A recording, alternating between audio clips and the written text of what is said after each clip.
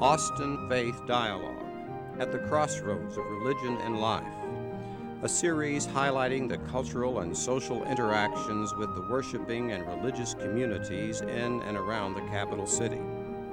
Austin Faith Dialogue is brought to you by the Austin Area Interreligious Ministries in cooperation with KNVA. Join us now for Austin Faith Dialogue. Welcome to Austin Faith Dialogue. I'm Carl Gronberg, host of the program, and usually we like to tell good news. And on this program we're going to have very good news for you, for your family, and for our community. But there's a downside to all this, because I have to tell you that the 4th of July is in the rearview mirror.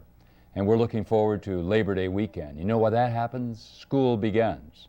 And we have, and this is the good news, we have some students who want to come and live in your home and to tell their faith story and to learn from you and to help us to entice you and welcome young students to Austin and to our homes. Sharon, welcome back. You were with us 2 years ago. Yes. And we should just make a contract, Sharon, that we do this every 2 years, because we need to remind the community. And Leslie, welcome to Austin. Thank you. You've been here almost 2 years, and your husband is an educator, Cedar Park High School football coach. Yes. So I'm going to start rooting for Cedar Park High. Yeah, we're so glad you're here, Leslie. Texas Tech grad. Thank you. You are here because you represent an organization that has students who are coming from other parts of the world. And they want to come to Austin, Texas. Doesn't everybody want to come to Austin? Of course. And they want to live in our homes. And Sharon, tell us a little bit about the organization. The name is CIEE. It's an exchange student program. We've been in business since 1947. Whatever that is, in 47. A long time. 60 years. 60 years. Yeah. And we have wonderful students that come. They become a part of the family. They share your life, and you share theirs, and you get so close. And you've had some real life experience with it, haven't you? Oh, we have had some wonderful daughters. We raised 2 daughters of our own who are in their 30s now, but we also have 6 daughters that live in the other side of the world. And we want you to tell our viewing audience on Austin Faith Dialogue about those daughters, but you are regional director of CIEE, is that correct? I'm a regional coordinator. Regional coordinator. I have a team of coordinators that work with me, placing the children and matching them with the families, and then supervising them while they're here. And Leslie, you're one of those, right? Yes. You're one of those coordinators. How did you get involved in this type of experience? My local coordinator in Wichita Falls, which is where I came from, she introduced the idea to me, and I loved every part of the program when we had an exchange student in our home. And I just thought it'd be a great thing to do and fun, and I wanted to share that experience with other families and get them involved. I have gotten to know your family just a little bit on the telephone talking to you, and I just think I'm taken with your daughter Rachel. I think she's a marvel. But Zachary is your 9-year-old son, is that correct? And then you have a baby? Yes, Lauren, she's 2. And in that type of setting, where you have a husband who's a football coach, very, very busy man, educator, working all the time, praying all the time that his team will stay healthy and well and enjoy football, and then you bring in, and you have brought in, a student from another part of the world. Tell us about that student. Yes, we had a girl from Germany named Kara, and she came, the year she came, I had Lauren. She came in August, and we had Lauren in October, so she got to be a whole part of the football season and the Friday night lights and the seeing a new baby come into the home. And she was a great help, just as far as my daughter Rachel, just having somebody to, you know, talk to or read with if I was busy with the baby. Sharon, this is one tough young woman, because here she has a husband who's a football coach, and she's having a baby during football season. Now that's amazing. You know, I wonder about that timing, Leslie. All 3 were born in football season. Is that right? Yes. And this young woman who came to be with you, what year was she in school? A junior. A junior in high school. And she went to Cedar Park High? No, she went to Old High in Wichita Falls. Old High in Wichita Falls. And she fit in well? Oh, perfect. She was just like another daughter, and I got to enjoy being a mom of a teenager. And not so it was a lot of fun. And she was helpful around the family? Oh yeah, very much. And Rachel just looked up to her so much, and you know, all 3 of my kids, or my 2 older ones, were really crying when she left because they meant we were going to miss her so bad. Sure. But she's come back. She came back the next Christmas to visit for 2 weeks, and then Nice. she's talked about coming next spring. Sharon, what a great story. And wonderful. Leslie and her husband and family are an example of that. But what are some of the experiences people could anticipate having if they will open up their hearts and open up their home and say, come on and live with us? It's hard to know where to start.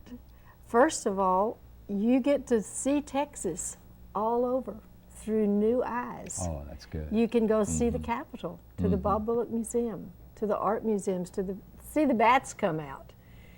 You can experience all of the wonderful things we have here in Austin, and it's just like a little child. These teenagers, they're children, and you see all of this new through their eyes. And of course you have the boyfriends and all of this kind of stuff, the girlfriends. You get to be involved in the band, football games, theater, dance teams, volleyball, basketball, football. I mean, it goes on and on. These children come and they want to do it all. What about those people who say, Leslie, oh, I'd love to do it. I think the idea is great. I want to get involved. As it says in the CIEE sign, make a global difference, learn the story of these people. But I'm concerned they'd be high maintenance. You know, I'm concerned that these kids might require too much of me. What would you say about that issue of high maintenance? Basically, they're supposed to come in and just become part of your family and do what you do, and you know, you treat them like you would your own child. And if it's convenient for you to take them somewhere and let them experience things, then that's great. And if you need to hold back, you can tell them, you know, that they can find a ride to go or something. I would imagine that these kids, these students, because that's what they are, and to get to this point, even to apply to become an exchange student, they have to be well, self-starters, I would assume. Yes. They're very aggressive children. In a good sense of that In a word, good right? sense of the word, because they want to learn, they want to experience. All they know about America is what they've seen in the movies and on TV. Yeah, right. And they say in their letters that we know it's not like that. We want to know the true culture. We want to understand America. And we want to learn English as good as we can because we know this is where our future is. We have to learn English to succeed in our own countries. We talk about global economy, we talk about Yes. global understanding. Well, this is a way to have hands-on and to be able to really make a difference in the life of a young person. You mentioned that you have 2 daughters of your own, Right. and they're in their 30s, and you have 6 other daughters. Right. Tell us about some of those daughters, Sharon, that have come to you, and from where did they come? Our first one came from Slovakia, and wonderful girl, and she's going to be finishing law school this coming year. She's going to be a lawyer, and she told us this was her dream when she came here. She wanted to be a lawyer, and we're on email with her, and we know that she's doing it, and it's wonderful. We have another girl who just spent the last 6 months in a missionary orphanage in India, teaching, and has decided that this is her vocation, and now she's going to be enrolling in the university. She's actually in Heidelberg, Germany, and she's going to be an elementary education teacher. And a daughter that just went home to Tajikistan wrote me Say that again. Tajikistan. It's a bordering country of Russia, from the old Soviet Socialist Republic. And she just has enrolled in the University of Tajikistan, and she's going to be a doctor. Wow. And these children are just amazing. Yeah, they're students who want to do well. They want to Yes. study, they want to learn English, but they also want to learn what it's like to live in America and Yes. learn about the culture and the experience. And certainly I would think, Leslie, living in a football coach's family, that certainly she learned something about life in America. Oh, yeah. What would be the biggest adjustments that they might have? We also want to talk about the adjustments that maybe people who are watching this program would say, well, what adjustments will we have? But what about the adjustments of the students, first of all? Kara actually just came and she just fit right in, and she really had an easy time with it. She wasn't homesick. I know that's not, you know, common for all of them, but she was great, and she just jumped right in. And You know, with our foreign exchange student, what we found out, and this is the difference when he first came 4 years ago, and now, is that with cell phones and with email, he'll talk to his family regularly in another one of those STAN nations, Uzbekistan, you know. And so it's very interesting that it's not as if maybe 10 years ago they were going so far away it'd be hard to communicate, but in recent decade, the communication with the email and cell phone. And I wonder, did your daughter that you had with you, did she communicate that way with her family? She did email, and then she had like a calling card kind of thing that she would talk to her family. Right. And Sharon, how about you? What were some of the adjustments? Did they all make it as smoothly as what Leslie is saying that her daughter did? Really, they don't have a problem adjusting here. The big adjustment they have is when they go home. Uh-huh. Because the girls that came to live with us, the girl from Tajikistan, she said in her country they have electricity sometimes, and they have water certain hours of the day, and they have heat certain hours of the day. They can't just go and turn an air conditioner on. They don't have it. And it just opens your eyes to how fortunate we are. What comes to my mind as you share that story is that it really does put into perspective the way we live, our lifestyle. And as they come, and not that they're trying to make us feel badly, but also it says to us, these are the blessings that we have for whatever reasons, and that share those blessings and to tell other people about it.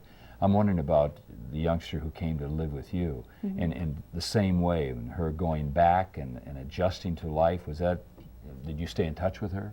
Yes, we still keep in contact, and like I said, she came back the next Christmas, and she's planning on coming again. And is she going on with her education then also? She just graduated this year, and then she's going to the university in the fall.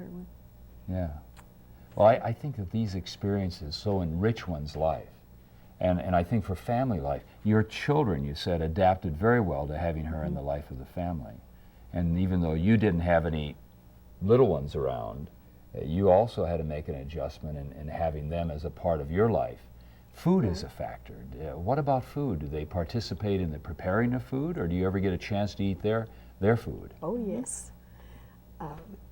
We've had a lot of different meals, and I love cooking our food for them.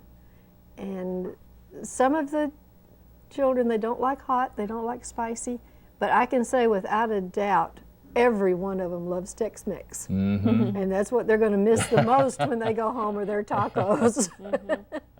They got into that. Tex-Mex, they love it. They love the Mexican food. Yeah, the food, and then I would imagine that they would love the relationship with other kids their age. Your student and your student, they became part of the community? Definitely. And also part of our church. The girls they've sang in our church choir. They've become part of the youth group. They are just there. Yeah.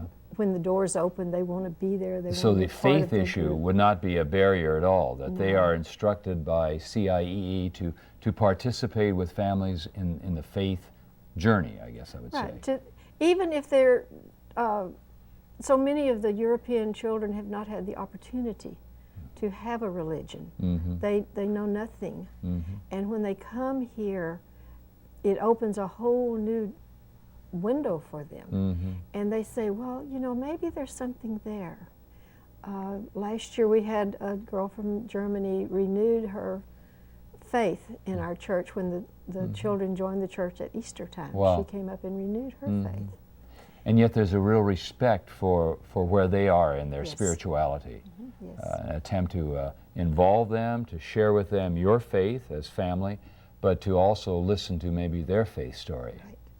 We learn so much from them that it amazes me every year. Well, we're going to take a break, and we're going to invite you to tell us in the second half of the program about some of these students who are available, because this is the book we have, and these students want to come to Austin, and they want to be a part of your home and of your heart. So stay with us on Austin Faith Dialogue as we talk about foreign exchange students.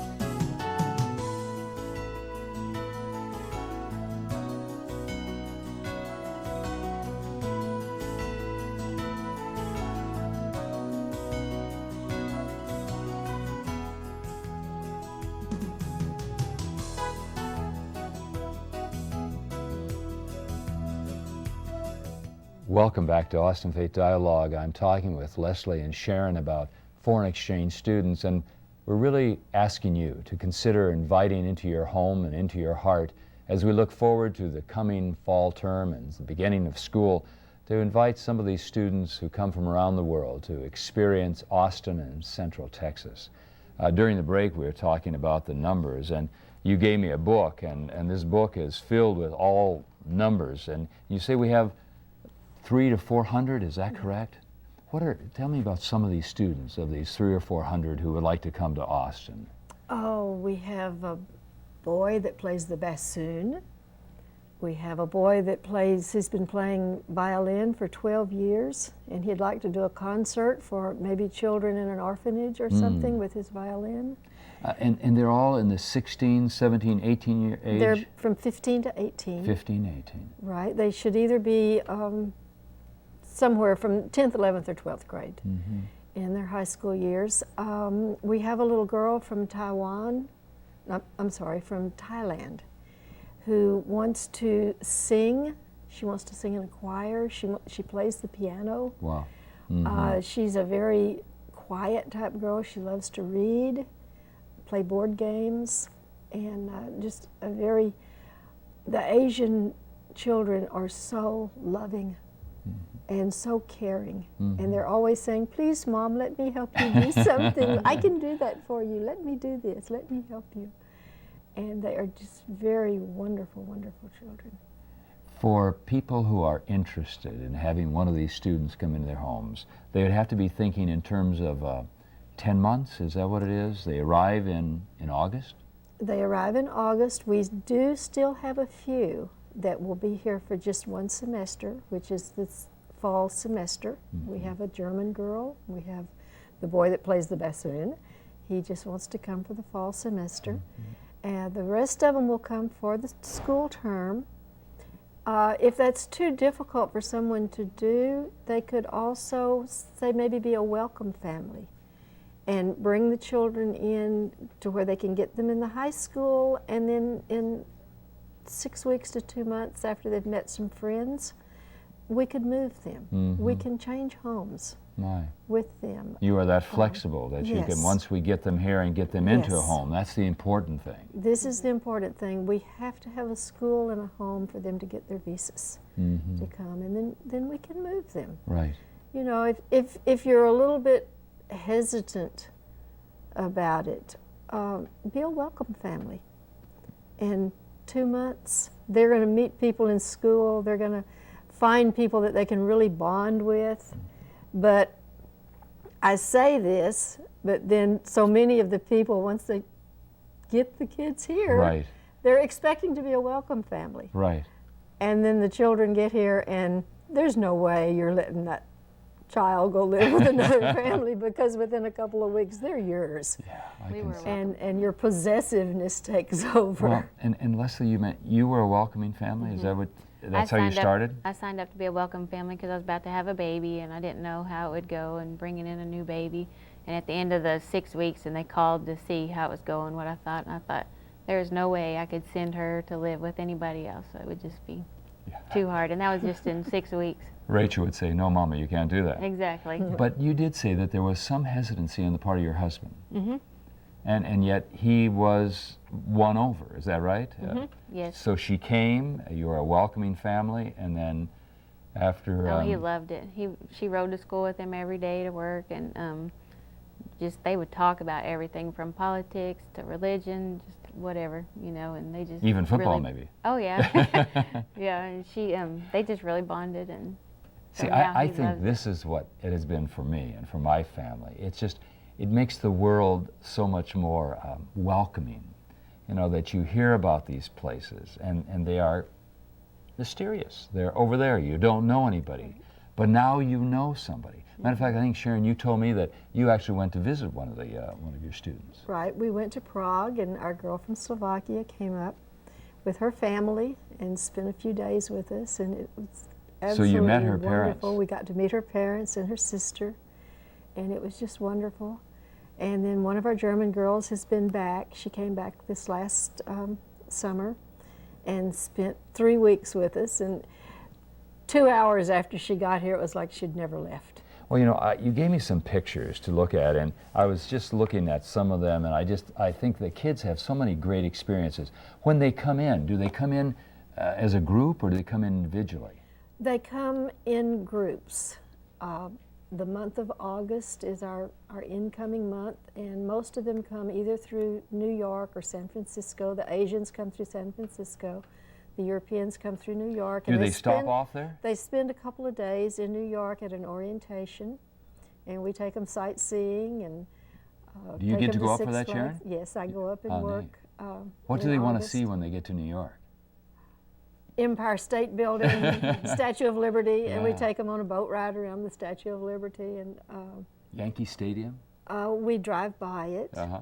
and we go to Planet Hollywood to eat. And you've really never lived until you've escorted 300 kids down Broadway You know, that's in New York City at 10 o'clock at I night. like that image that Sharon gave to us at the beginning of the program of looking through the eyes of these students, because that has to be an experience when It's you have awesome. 300 of them, and there you are in New York City, and they're saying, "Oh, wow, welcome to America." Right. And to see the wonder of it all, and because, as you say, they only know what they've seen on television or that they've read, and to be able to see and feel, you know, the very heartbeat. How about, do you get to go to San Francisco also?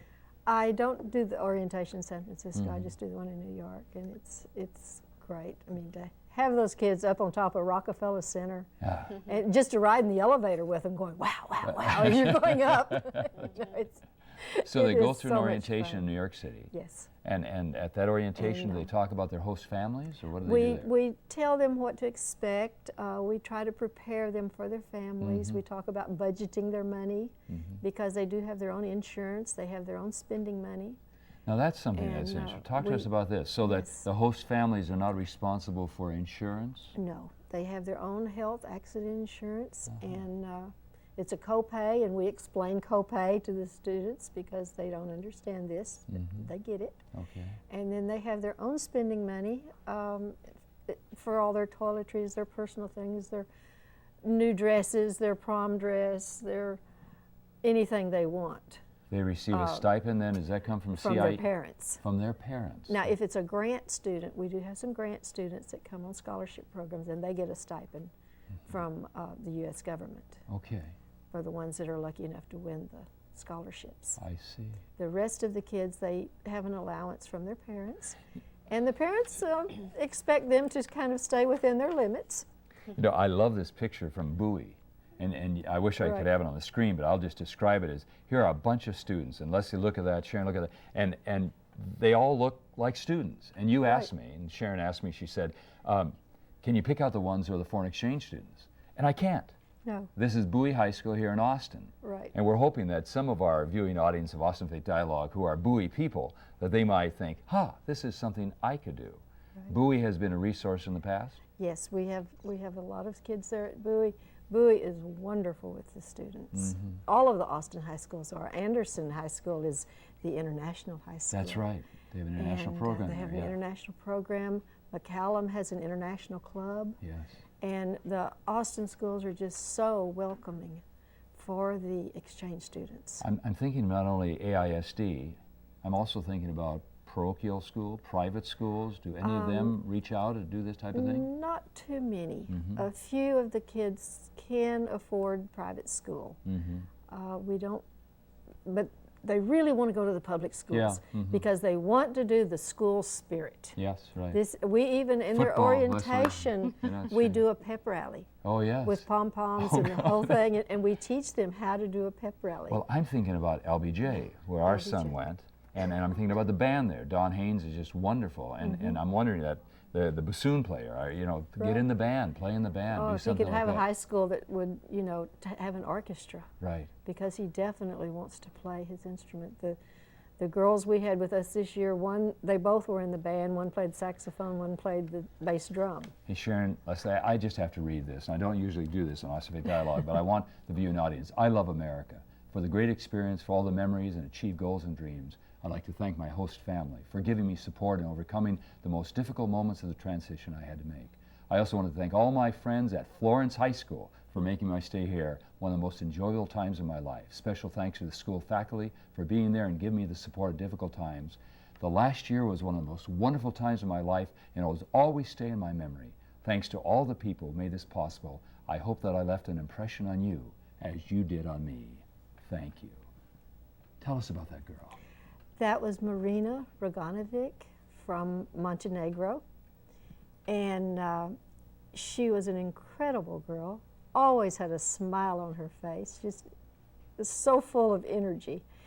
And she won 4 academic achievement awards from the school. She was academic award in English. Yeah, you mentioned that. And in U.S. history. Yes, that was great. U.S. history. And her agriculture communication class. And there's one other, I'm not sure what it was. She won the first place chemistry UIL award, and she got the President's Academic Achievement Award. Don't you think this is an expression for both of you of your faith? That this is a way you're saying we care about people and we care about the world community, and that's really at the heart of who we are as people of faith. To be able to say we're hospitable, we welcome people. Now we're going to do something for our viewing audience, and I don't know if we can do this or not, but we're going to try it. We've never done it before. So Leslie, don't take offense here. Hold it up there, okay? And let's hold it up here and say CIEE, get involved, make a global difference. What will your story be? And we hope that, as Leslie and Sharon have done, we're hoping that all of you will do that in Austin Faith Dialogue. If they want to do it, they contact you by calling this number or by going online. What's the benefit? What's one thing that just pops in your mind? Why should everybody do this? To feel good. It's a paycheck you can't cash. It's in your heart, and it's just so much love. And Leslie, for you? A relative around the world. Yeah, a relative around, the family goes around the world. And we invite you to go around the world. Open your hearts, open your homes, come and be with us, contact CIEE, and have a student in your life. Thanks for being with us on Austin Faith Dialogue. Peace and blessings to you and to yours.